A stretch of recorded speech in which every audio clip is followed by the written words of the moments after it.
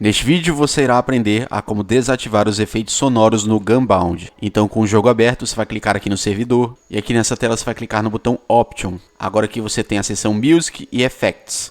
Na seção Music você altera o volume do som de fundo. Se você quiser desativar, você clica nesse botãozinho ao lado aqui e não terá mais a música de fundo.